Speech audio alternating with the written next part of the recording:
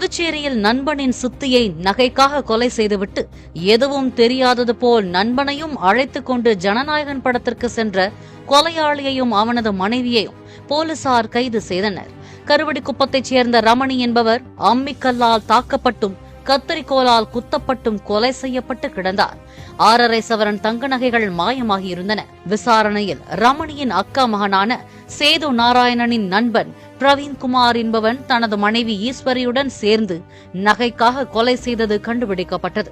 நேற்று ரமணியின் கணவர் மணி வீட்டில் இல்லாத சமயத்தில் வழக்கம் போல் தனது நண்பன் சேது நாராயணனை பார்ப்பது போல் மனைவி ஈஸ்வரியுடன் ரமணி வீட்டிற்கு சென்றுள்ளான் பிரவீன்.